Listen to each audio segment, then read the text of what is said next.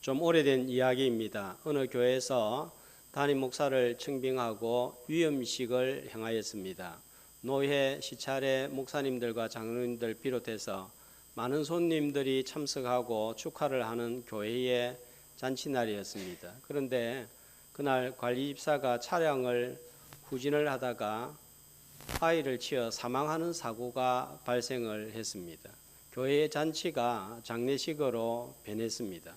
관리 집사도 조심해서 운전을 한다고 하였는데 불미스러운 일이 발생을 했습니다. 목회자의 잘못도 아닙니다. 하지만 교회는 위임식 날에 어떻게 이런 일이 발생할 수 있나? 목회자가 공적인 목회를 시작하기도 전에 시험이 찾아온 것입니다. 성격은 다르지만 이런 시험들이 어느 교회이든지 일어날 수 있습니다. 우리 교회도 코로나 기간 중에 화재가 발생했습니다. 코로나라는 아주 좋지 않은 상황에서 더 좋지 않은 일이 발생한 거예요. 이런 일이 발생하면 교회는 시험에 들기 십상입니다. 개인에게도 이런 시험은 얼마든지 찾아올 수 있습니다. 기대를 안고 새로운 사업을 시작을 했는데 사기를 당하기도 하고 망하기도 합니다. 믿음이 좋은 성도라도 얼마든지 이런 일을 당하면 시험에 빠질 수 있습니다.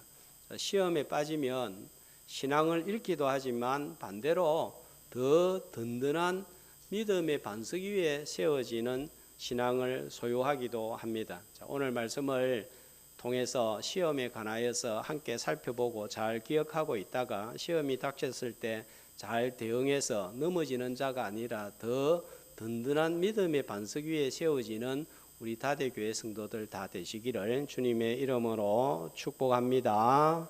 자, 오늘 본문 말씀 1절 시작이 어떻게 되고 있습니까?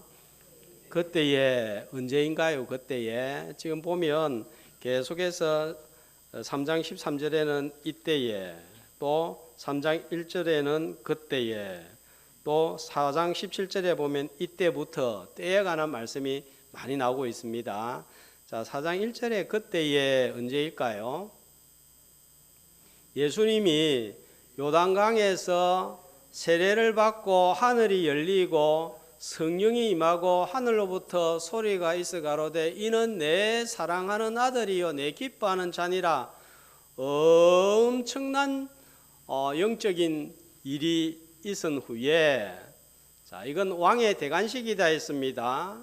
왕의 대관식을 치른 후입니다. 담임 목사로 치면 위임식을 행한 직후입니다. 은혜로운 말씀이나 기적과 이적으로 사람의 이목을 집중시키고 공무를 시작을 했으면 좋았을 것인데 왕으로서의 공적인 처음 사역이 시험을 받는 일이에요. 자, 그래서 오늘 말씀의 제목이 무엇입니까? 말씀의 제목이 무엇입니까? 예수님이 이제 공적 사역을 시작하는데 첫 번째 일이 뭡니까? 시험을 만난 거예요. 낭망이 되는 일입니다. 자, 오늘 말씀 본문을 살피기 전에 시험에 관한 일반적인 성격에 대해서 좀 알고 있는 것이 필요하겠습니다. 자, 이 시험은 잘 믿든지 못 믿든지 누구에게나 언제든지 때를 가리지 않고 찾아온다는 거예요. 사업을 시작할 때에도 찾아올 수 있고 사업 중간에 마지막에 찾아올 수도 있습니다. 그러므로 성도는 늘 근신하고 깨어 있어야 됩니다. 한 번만 찾아오는 것이 아닙니다. 많은 분들이 신앙생활 오랫동안 하면서 여러 번의 시험을 겪었을 것입니다. 목회자, 중직자, 일반 성도들 누구에게도 예외 없이 찾아오는 참 반갑지 않는 손님입니다. 두 번째로 이 시험 자체는 죄가 아닙니다. 시험에 넘어가는 것이 죄입니다. 여호수아 6장에 보면 여리고 성 전투에서 승리하고 하나님께 바친 물건을 보고 아간이 저거 몇 개 가지고 가면 좋겠다 이런 마음이 든 거예요. 유혹을 받았습니다. 자, 이런 시험 자체는 죄가 아닙니다. 그런데 훔친 것은 죄가 되는 거예요. 다윗이 바세바를 본 것은 문제가 아니지만 넘어간 것은 죄입니다. 자, 마음으로 지은 죄는 하나님 앞에 마음으로 회개를 하면 됩니다. 자, 그 다음에 시험이 찾아왔다고 해서 반드시 아간처럼 다윗처럼 죄로 연결되는 것은 아니라는 거예요. 요셉은 보디발 아내의 유혹을 받았지만 물리쳤습니다. 죄를 짓지 않았다는 거예요. 자, 시험은 누구도 원치 않지만 성도에게는 또 반드시 필요하다는 것입니다. 시험을 통해서 이 시험을 잘 통과하면 더 하나님을 사랑하고 경외하기 때문입니다. 아브라함에게 독자 이삭을 바치라고 한 것은 큰 시험이었습니다. 그런데 창세기 22장 12절 이 시험을 통해서 드러난 것이 있습니다. 자, 뭐가 드러났습니까? 이제야 네가 하나님을 경외하는 줄을 아노라.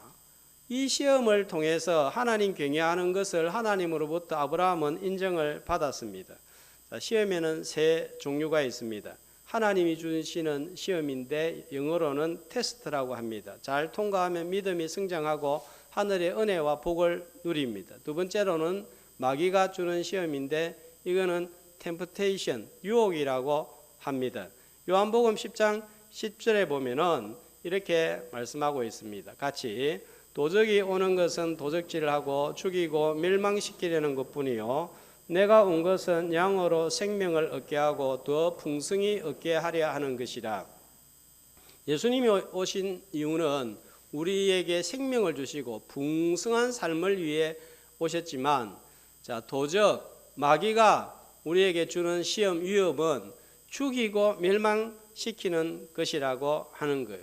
그러니까 하나님은 테스트는 하시지만 유혹을 하시지는 않는다 하는 것을 우리가 알고 있어야 되겠습니다.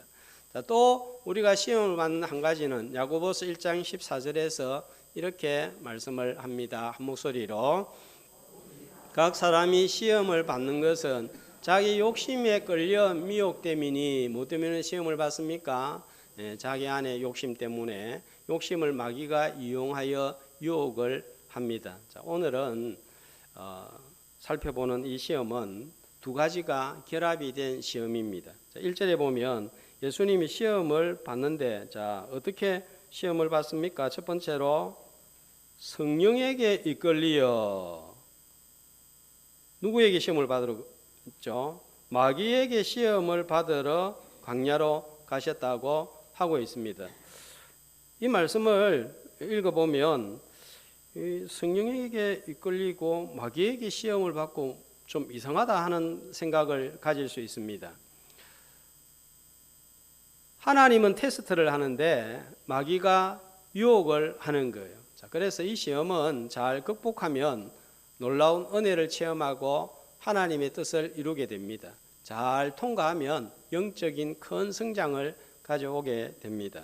자, 마귀의 시험을 한번 살펴보겠습니다. 어떤 방식으로 시험을 합니까? 아주 교묘하고 담대하게 시험하는 것을 볼 수 있습니다. 자, 3절 말씀해 보면 마귀가 예수님에게 다가와서 어떤 말로 시작을 하죠? 네가 만일 하나님의 아들이거든. 자, 마귀가 지금 예수님을 시험하는데 무엇을 가지고 와서 접근을 하고 있습니까? 하나님의 아들이거든 했는데 17절 3장 17절 말씀해 보면 하나님께서 이미 예수님을 향해서 뭐라고 말씀하셨습니까? 내 사랑하는 아들이요. 분명히 말씀을 하셨는데 근데 그 앞에 뭘 단어를 붙인 거예요? 만일. 말씀을 사용하는데 똑같은 말씀인데 하나를 더 붙인 거예요. 창세기 3장에 마귀가 하와에게 접근할 때도 말씀으로 접근을 했습니다. 뭐라고 접근을 합니까? 선악과를 먹지 말라. 여기까지는 하나님 말씀이 똑같습니다. 그죠? 그런데 물음표를 하나 딱 짓습니다. 먹지 말라 하시더냐. 하나님의 말씀에 물음표 하나만 찍으니까 하와가 유혹을 받는 거예요. 넘어간 거예요. 이미 예수님은 지난 30년간 하나님의 아들로 사셨습니다. 그런데도 마귀는 의문을 던지고 있습니다. 나는 30년 믿었으니까 시험 받지 않을 것이다. 그렇지 않다는 거예요. 죽음 앞에서도 내가 하나님의 자녀가 맞을까? 또 장로이면서 이런 짓을 하고서도 하나님의 자녀가 맞아? 목회자라고 하면서 이런 일을 하면서도 하나님의 자녀가 맞아? 만약 우리가 제 가운데 있을 때 이런 시험을 받는다면 목회자도 장로도 믿음 좋은 성도도 흔들릴 것입니다. 자, 왜 하필이면 아들이라면 하고 공격을 하죠. 자, 이 정체성이 무너지면 신앙생활도 봉사도 사역도 다 무너지게 되는 거예요. 하나님의 자녀라는 확신이 없는데 어떻게 끝까지 하나님을 섬기고 봉사하고 예배할 수가 있을까요? 섬긴다고 한들 힘이 없을 것입니다. 마귀는 말씀을 가지고 만일 하는 아주 교묘한 단어를 이용해서 우리에게 접근을 한다는 사실입니다. 또 이 마귀는 담대합니다. 자, 언제 이런 시험을 했어요? 그때가 언제라고요? 하늘 문이 열린 후입니다. 엄청난 은혜를 체험한 후입니다. 그러니까 우리가 은혜 받았다 생각할 때 조심해야 되는 거예요. 놀라운 은혜를 받은 후에 마귀는 시험을 합니다. 지난 주일에 큰 은혜를 받았는데 내가 젊은 시절에 열심히 헌신하고 충성했는데 내한테 어떻게 이런 일이 일어나지? 교리 교육을 철저하게 받았는데 내한테 왜 이런 시험이 들지? 나는 이제 흔들리지 않을 것이라고 생각했는데 왜 내한테 이런 일이 일어나지? 엄청난 은혜를 받았는데 왜 나는 광야에 있지? 큰 은혜를 체험을 했습니까? 오랫동안 잘 믿었습니까? 중직을 맡았습니까? 그때에 마귀가 시험을 걸어올 수 있다는 사실을 알고 근신하고 깨어있기를 주의 이름으로 축복합니다. 자, 마귀는 사역을 시작하려는 왕이신 주님에게 세 가지 시험으로 찾아오고 있습니다. 제일 첫 번째가 뭡니까?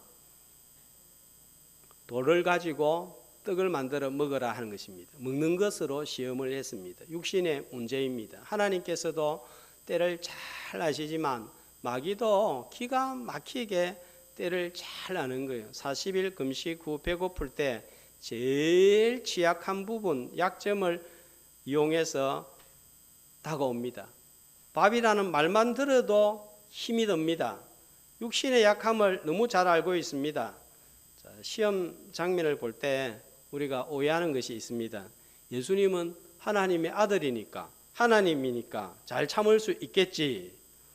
다음에 언급할 기회가 있겠지만 예수님은 이때 시험을 받을 때는 우리와 똑같은 인성을 가지고 시험을 받고 있는 거예요. 예수님은 오병이의 기적으로 5,000명을 먹이고도 12바구니가 남는 기적을 행하시지만 자신이 배가 고플 때에는 무화과 나무 아래에서 열매를 찾고 따 먹는 분이십니다. 이해하기가 어렵겠지만 우리와 똑같은 육신의 시험을 당하셨습니다. 하와도 선악과 먹는 것을 가지고 마귀가 접근하여 유혹을 했습니다. 사람이 제일 견디기 힘들 때가 배가 고픈 거예요. 신앙생활을 하면서 제일 많이 넘어지는 시점이 이 점이 아닐까 싶습니다. 모두가 먹고 사는 문제, 돈 문제, 집 문제, 월급에 예민합니다. 내 주머니에서 10,000원 나가는 것이 예민합니다. 밥값에 예민합니다. 교회도 재정에 아주 민감합니다. 재정으로 시험 드는 교회들이 많습니다. 바로 옆에 교회에서 일어나고 있는 문제입니다. 마귀는 늘 속삭입니다. 하나님이 밥 먹여주냐? 교회가 밥 먹여주냐고.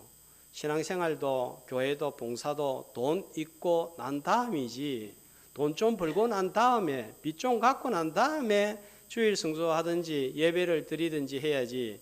지금이 내가 곧 죽을 판인데 예배는 무슨 예배, 주일 성수는 무슨 주일 성수. 목사님도 내 입장 되어보면 저런 소리 못할 거야. 우리 신앙생활의 최대적이 돈이 아닙니까? 냉정하게 우리를 한번 살펴볼 수 있어야 되겠습니다. 하나님과 돈 중에 무엇이 누가 더 중심의 자리를 잡고 있습니까? 아간, 가룟 유다, 아나니아와 삽비라 부부의 공통점은 두 가지입니다. 하나는 누구보다도 은혜의 자리에 가까이 있었습니다. 그런데 이들은 모두가 돈 때문에 불행으로 인생을 마감한 자들입니다. 하나님의 것에 손을 대었던 아간은 돌에 맞아 죽었고, 은 30에 예수님을 팔았던 유다는 자살했고, 아나니아 삽비라 부부는 하나님께 헌금을 속였다가 3시간 간격으로 장례식을 치르고 하나님의 나라의 영원한 복에서 멀어졌습니다. 돈이 정말 중요하고 필요하다는 것은 어느 누구도 부인할 수가 없습니다. 그러나 먹고 사는 것이 하나님보다 더 중요하지는 않습니다. 아무리 힘들고 어렵더라도 하나님 붙들고 의지할 때 하나님은 우리를 굶겨 죽이지 않는 줄로 믿습니다. 이스라엘 백성들이 광야 40년간 농사도 짓지 않았지만 하루도 굶지를 않았습니다. 잠언 3장 9절 10절은 이렇게 말씀합니다. 한 목소리로 내 재물과 내 소산물의 처음 익은 열매로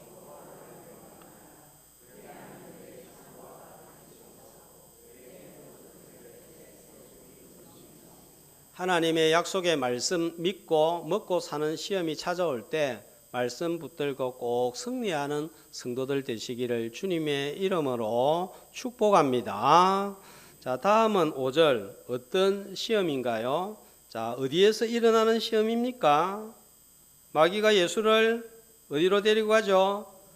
거룩한 성. 거룩한 성이 어디입니까? 성전입니다. 성전 중에서도 꼭대기입니다. 영적인 시험입니다. 종교적인 시험입니다. 하나님 아들이라면 뛰어내려라. 보호해 주실 거야. 건져 주실 거야. 어떤 표징이나 행동을 통해서 하나님 살아계시다는 거, 하나님 존재한다는 거 증명해 보라는 거예요. 그런데 이 시험이 어디에서 일어나고 있습니까? 성전에서 일어나고 있다는 사실입니다. 예수님은 우리를 구원하시기 위해서 오셨습니다. 이것이 하나님의 뜻입니다. 그런데 높은 곳에서 뛰어내리는 것하고 하나님의 뜻과 무슨 상관이 있습니까? 아무 상관이 없는 거예요. 뛰어내려서 안전하면 하나님이 살아계시는 것이고, 안전하지 못하면 하나님은 존재하지 않고 너를 사랑하지도 않아. 이거예요? 아닙니다. 이번에 기도해서 응답이 오면 하나님이 나와 함께 하시고, 응답이 안 되면 하나님은 나와 함께 하지 않는 거야.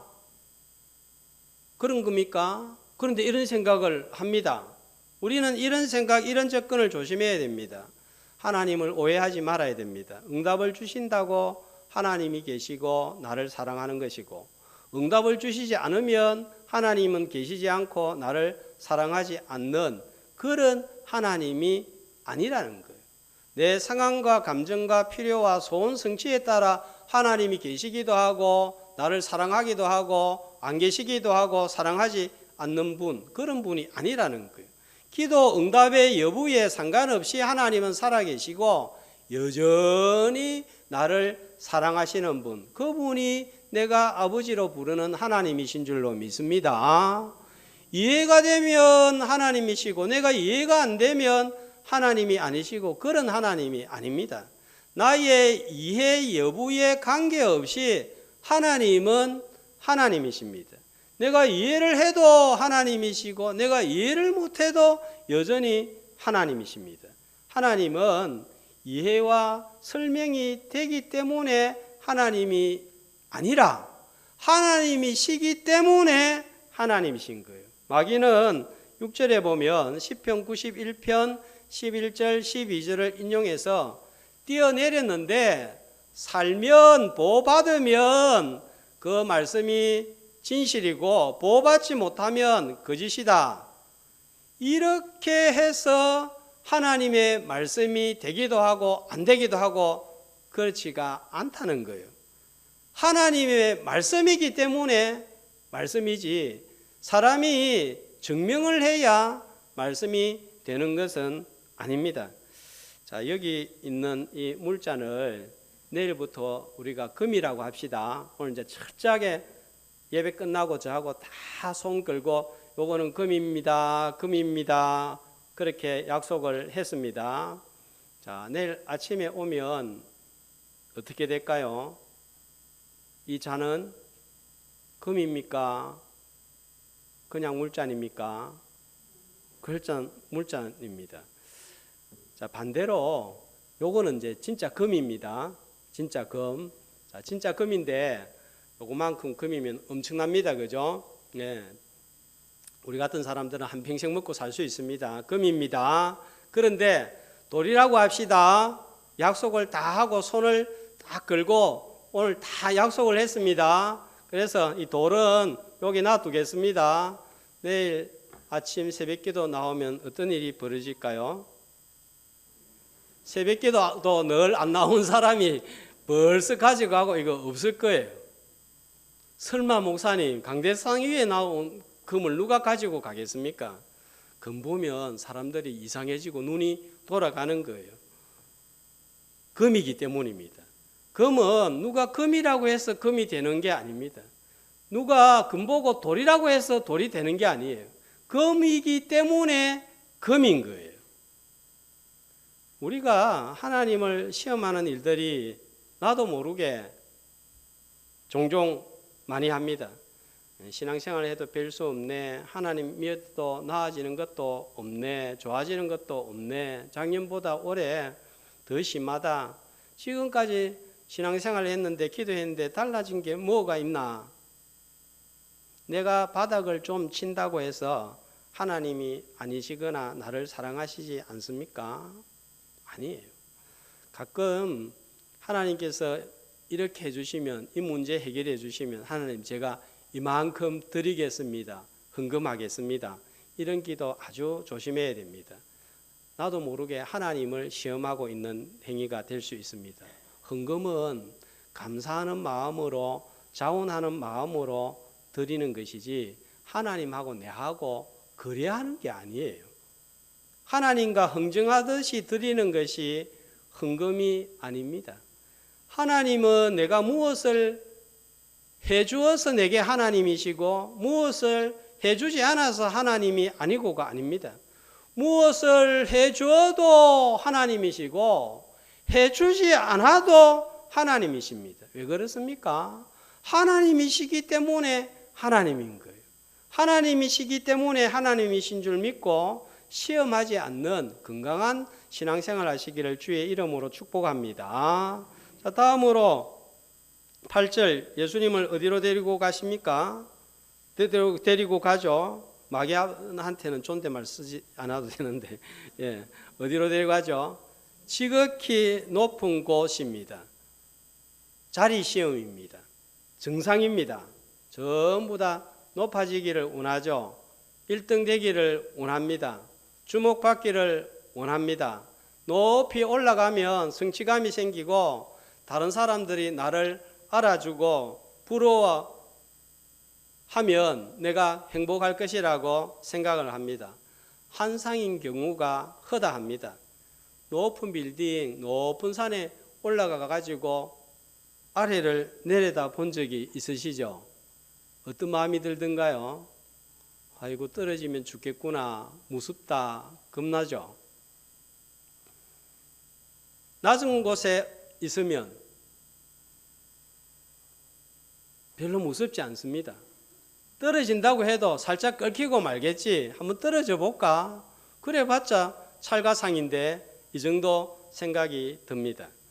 높이 올라갈수록 불안하고 위험 부담이 큽니다. 그래서 우리가 일부러 낮은 자리에 있을 필요는 없지만 낮은 자리에 있기 때문에 감사한 일들이 참 많은 거예요.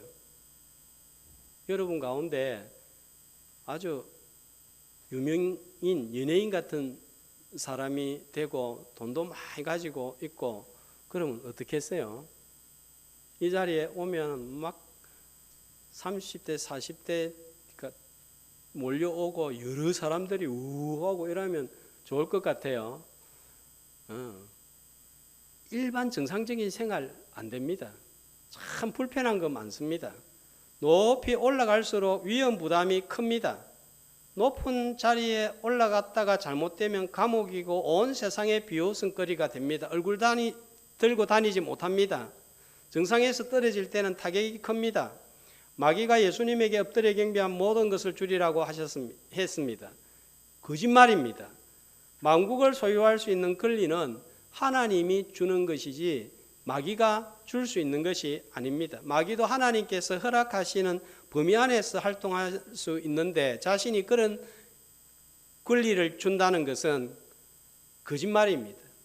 너희 아비 마귀에게서 나서는 마귀는 처음부터 살인한 자고 거짓을 말할 때마다 마치 제 것으로 말하니 이는 거짓말장이기 때문이라고 했습니다. 하와에게도 선악과 먹으면 어떻게 된다고 했어요? 눈이 밝아서 하나님처럼 된다. 결과가 어떻게 되었습니까? 낙원에 저주, 고통, 죽음이 들어왔습니다. 이것이 가장 완벽한 조건을 갖추었다고 하는 에덴 동산에서 벌어진 일입니다. 마귀는 자꾸 헛된 환상, 헛된 행복을 심어줍니다. 교회에서도 높은 자리를 넘보거나 사람에게 주목받는 것을 조심해야 됩니다. 중요한 직분, 중요한 일을 맡았을 때 주의해야 됩니다. 열심히 일할 때 주의해야 됩니다. 5절 말씀해 보면 거룩한 성전함 그것도 꼭대기에 있을 때 시험이 찾아옵니다. 일이 잘 풀리고 형통할 때 찾아오는 마음의 시험이 있습니다. 교만, 고집, 자존심을 통해서 찾아옵니다. 나는 다르다. 나는 저 사람하고 다르다. 저건 아니다. 하나님은 이런 내 생각과 비판과 비난에 대해서 다르게 판단할 수 있습니다. 나는 그렇게 생각하지만 상대방은 그렇게 생각하는 나를 어떻게 생각하는지도 생각할 수 있어야 됩니다. 가룟 유다는 사도로 부르심을 받았습니다. 놀라운 특권이고 놀라운 직분이에요.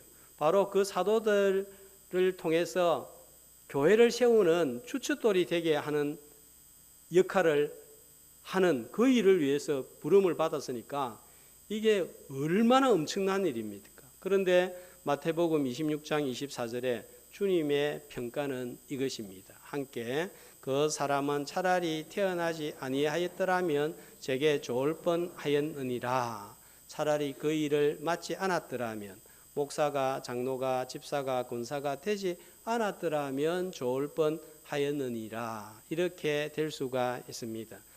많은 교인을 가진 목회를 하게 되어서 불행하게 되는 목회자가 있습니다.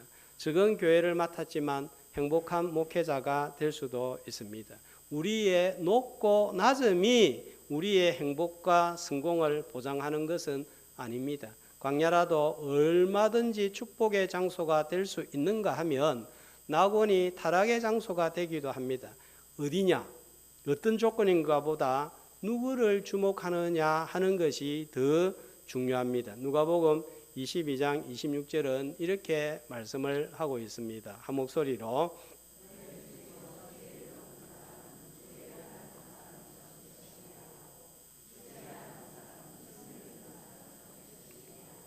자, 제일 높은 사람은 어떻게 해야 된다고요? 제일 낮은 자가 돼야 됩니다. 이게 하나님 나라의 원리입니다. 세상은 높은 곳을 알아주지만 하나님은 섬기는 낮은 자리를 알아줍니다. 우리가 왜 교회에 옵니까? 무엇 때문에 신앙생활합니까? 사람 보고 오는 게 아니에요. 하나님 앞에 잘 보이기 위해서 오는 거예요. 그러면 높아지려고 하면 하나님 앞에 낮아지는 거예요. 낮아짐으로 높아지는 다대교회 성도들 되시기를 주님의 이름으로 축복합니다. 자, 주님은 이런 모든 시험에서 어떻게 이길 수 있었을까요? 여호수아가 요단강을 건너므로 가나안 땅으로 들어가는 땅의 문을 열었습니다. 예수님은 같은 요단강에서 세례를 받으심으로 어떤 문을 열었죠? 하늘 문을 열었습니다. 영원한 문을 열었습니다. 자, 이스라엘 백성들이 홍해를 건넌 사건을 고린도전서 10장 2절에서는 뭘 받았다고 말씀을 하고 있습니까? 세례 받았다는 거예요. 자, 그 다음에 세례 받고 난 다음에 홍해 건너고 난 다음에 이스라엘 백성들이 들어간 곳은 어디죠? 광야입니다. 그런데 이스라엘은 하나님의 말씀에 불순종함으로 실패를 했습니다.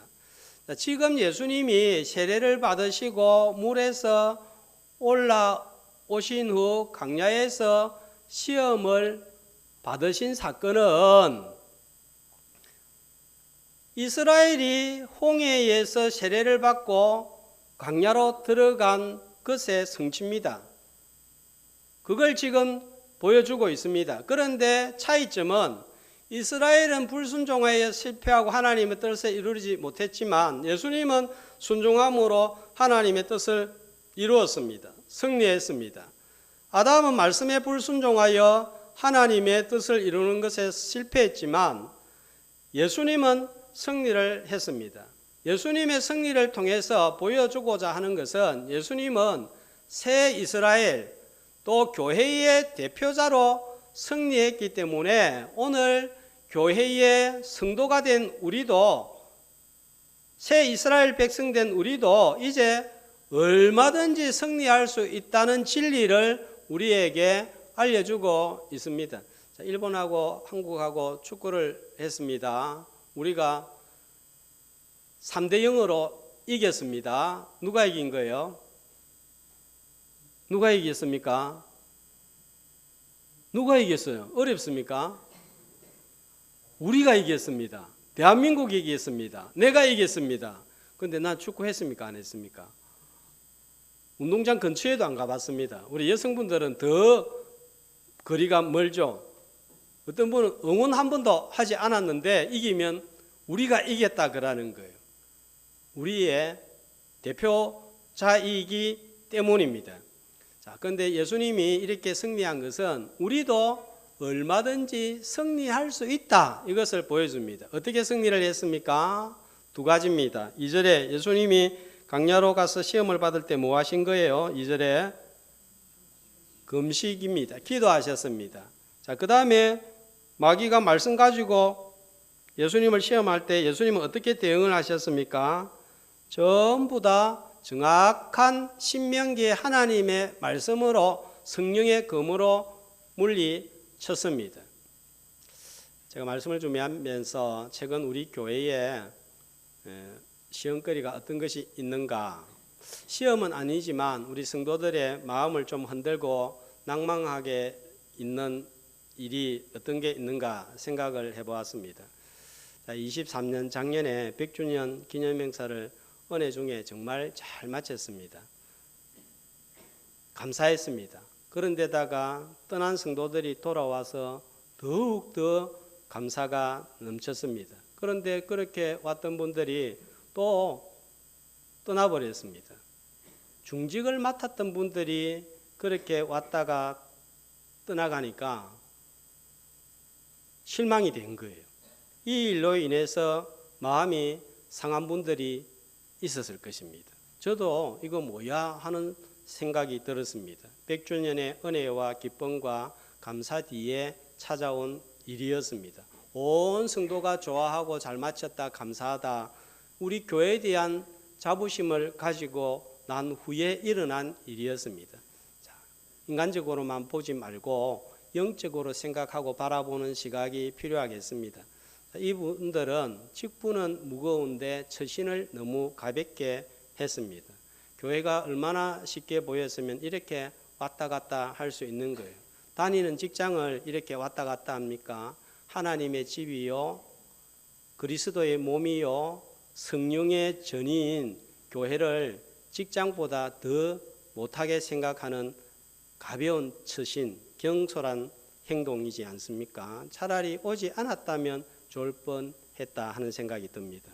제가 마음이 확 상한 것은 교회와 성도들이 그렇게 온 분들을 보고 큰 마음을 다해서 좋아하고 이렇게 기뻤는데 이 성도들 마음이 확 어떠했을까 생각해 보니까 내 마음이 상할 뿐만 아니라 화가 나기도 했습니다. 한두 교회도 아니고 왔다 갔다 할 때 다른 교회와 목회자와 성도들 마음이 어떨까요? 교회를 이렇게 혼란스럽게 한 이 부분은 개인적으로 해결을 해야 될 것입니다.